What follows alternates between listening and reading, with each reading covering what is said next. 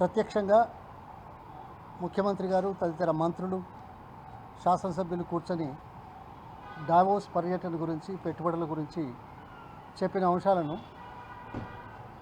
టీవీలలో ప్రసారం అవుతుండగా చూశాను. నేను చాలా మటుకు ఎప్పుడు చూసినా బాధ్యతాయుతమైన వ్యక్తులు మాట్లాడినప్పుడు పాయింట్స్ రాసుకుంటుంటాను.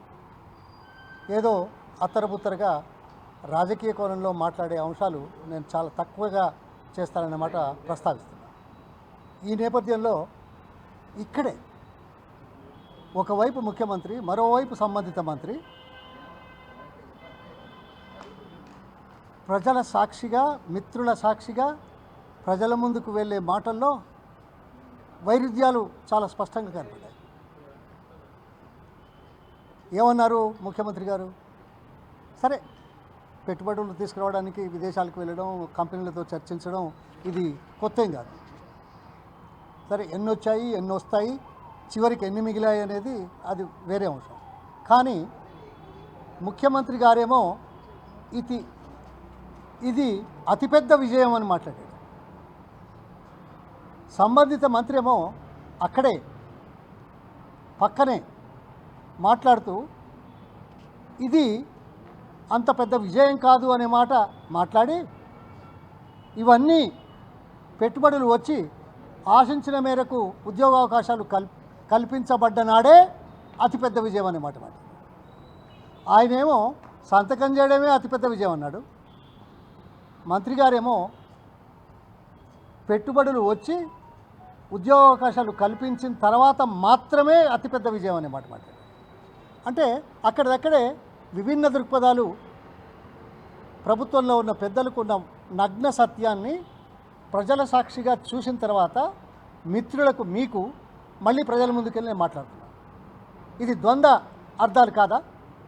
అంటే ఏదో ఒక కోణం పెట్టి విమర్శించడం కోసం నేను రాలే. ఇంకా చాలా విషయాలు, చాలా సంతోషం. వీటి మీద ఎవరైనా వస్తే చర్చిద్దాం, మాకేం అభ్యంతరం లేదు. ఉద్యోగాలు వస్తాయి, పెట్టుబడులు వస్తాయంటే వద్దంటారా ఎవరైనా? చాలా గొప్పగా చెప్తున్నాడు ముఖ్యమంత్రి. ఏమంటున్నాడు? 1,78,000 కోట్లు వచ్చాయన్నారు. ఆహా, ఎలా వస్తాయా? విధానాల వల్ల అని ఏదో చెప్పారు. నేను కాదనడం లేదు. ఒక్క సంవత్సరంలో విధానాలు అంత పెద్ద ఎత్తున రావడానికి వచ్చాయని, లేకపోతే మిమ్మల్ని చూసి, మీ వ్యక్తిత్వాలను చూసి, మీ రూపురేఖలను చూసి వచ్చాయని అనుకుంటున్నారా? అట్లాగైతే మహారాష్ట్ర 18 లక్షల కోట్లు వచ్చింది. ఎందుకు వచ్చింది? ఆ ముఖ్యమంత్రి వచ్చి 6 నెలలు 8 నెలలు కూడా కాలేదు. కాగానే విధానాలన్నీ మారిపోయినాయా? కొత్త విధానాలు వచ్చాయా? మిస్టర్ రేవంత్, పెట్టుబడులు ఒక పద్ధతి ప్రకారం వస్తాయి, ఒక ఆలోచన ప్రకారం వస్తాయి. గతంలో చేసిన దానికి కంటిన్యూషన్ ఉందా లేదా అనేది ఒకటి, జాగ్రాఫికల్ లొకేషన్ సహకరిస్తుందా లేదా అనేది ఒకటి, ఇవన్నీ ఉన్నాయి. అవును, మహారాష్ట్రలో మొదటి నుంచి పెట్టుబడులు వస్తున్నాయి. ఏది కొత్తగా వచ్చిన ముఖ్యమంత్రిని చూసి పెట్టారా 18 లక్షలు? నిన్ను చూసి 1,78,000 కోట్లు వచ్చాయా? దీనికి కారణం 1997 నుంచి 2023 వరకు గణాంకాలు కనుక వస్తే చర్చించి ముందలు పెడతాను. ఎస్, పునాదులు వేశారు, విత్తనం వేస్తాం, కాయలు కాసే అవకాశం వస్తుంది. కాయలు కాసినంత మాత్రాన నేను ఆయన కాయలు కాసిన అంటే ఎవరు నమ్ముతారా? ఏమయ్యా? సరే, ప్రచారం చేసుకోవడానికి ఓ ఎత్తుగడ, అంత మాత్రం చేత ప్రజలను మభ్యపెట్టేందుకు చేసే ఎత్తుగడలు మాత్రం మంచిది కాదు. ఓకే, రానివ్వండి, వద్దంటారా ఎవరైనా? ఎన్నొచ్చాయో చెప్తారా? తర్వాత ఇందులో ఎంతమంది ఐటీ కంపెనీల ప్రముఖులను మీరు కనీసం మర్యాదపూర్వకంగా కలుస్తామన్నా నెలల కొద్దీ కలవకుండా ఉన్న నగ్న సత్యాలు లేవా? అందుకోసం వచ్చిందా? మీరు కలవకుండా ఉండి ఎప్పుడో ఒకసారి ఇక్కడ కలిస్తే వచ్చింది అనుకోవాలా? లేకుంటే ఇంకేదైనా బ్లాక్మెయిల్స్ ఉంటే వచ్చారా? వస్తే మాట్లాడదాం. సరే, వచ్చింది బ్లాక్మెయిల్ అయినా ఏదైనా పెట్టుబడులు అంటున్నారు, చాలా సంతోషం. కానీ ఈ రాష్ట్రం గత 10 సంవత్సరాల్లో చూడండి, 1997లో 194 కంపెనీలు ఉన్నాయి హైదరాబాద్. అది 2023 వరకు 1,500 కంపెనీలు అయినాయి. మధ్యలో 2013లో కొంత వచ్చాయి, కాదనేది లేదు.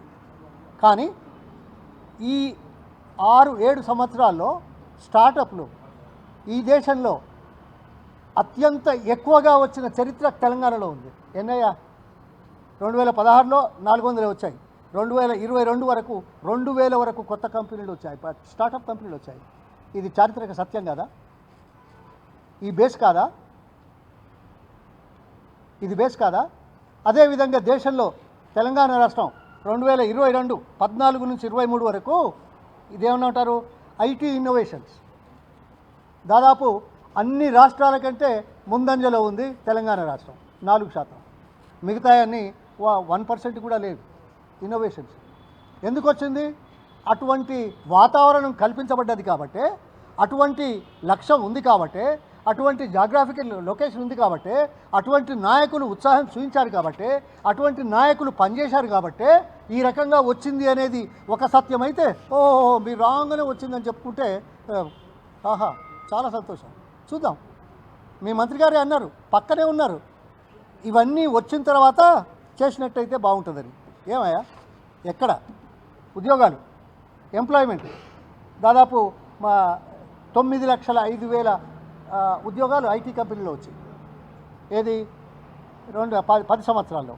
అంతకుముందు 3,27,000 2013లో. అంటే 6 లక్షల పైచలకు కొత్త ఉద్యోగాలు వచ్చిన అవకాశం గత 10 సంవత్సరాల్లో వస్తే 1997లో 12,000 ఉన్నాయి.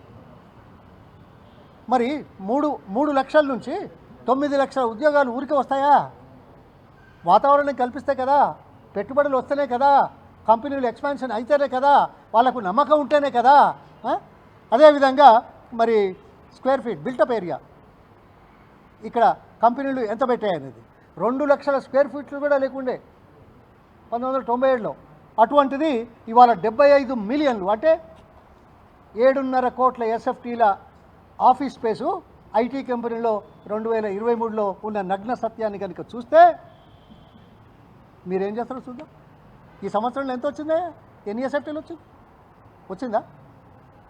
ఆయనేమో ఆ ఇరిగేషన్ మంత్రి ఏమో ఈ సంవత్సరం పంటలు బాగా మేము వచ్చినామన్నాం. ఏం చేస్తూ వచ్చినాయి? ఇప్పుడు ఈ కంపెనీలన్నీ నువ్వేం చేస్తూ వచ్చినాయి? ఎందుకు వచ్చినాయి? గత చరిత్ర లేదా? దాన్ని బట్టే కదా మన ముఖాలను చూసి పెట్టుబడులు వస్తాయా ఇంత తొందరగా? అందుకోసం ఇది చాలా దురదృష్టం ఈ రకంగా ప్రచారం చేసుకోవడం. ప్రచార యావే తప్ప ఇది లేదు అనేది నగ్న సత్యం. చర్చకు ఎన్నడైనా ఎప్పుడైనా ఎక్కడైనా మేము సిద్ధం. ఓకే, తీసుకురండి, వద్దంటలేదు. కానీ ఇలా గొప్పలు చెప్పుకోవడం, బాతాలు మాట్లాడడం, వైరుధ్యాలు మంత్రిమండలిలోనే ఉండడం, లక్ష్యాలు మంత్రిమండలిలోనే విభిన్నంగా ఉండడం నేను ఎప్పుడు ఎక్కడా చూడలేదయ్యా. దురదృష్టం. ఇక అంతకంటే నన్ను ఏం మాట్లాడమంటావు? ప్రభుత్వ ధ్యేయాలే లక్ష్యాలే విభిన్న కోణాల్లో విభిన్న పదవుల్లో ఉన్న వాళ్ళు మాట్లాడుతూ ఉంటే ఇదేమైనా కొనసాగేదా?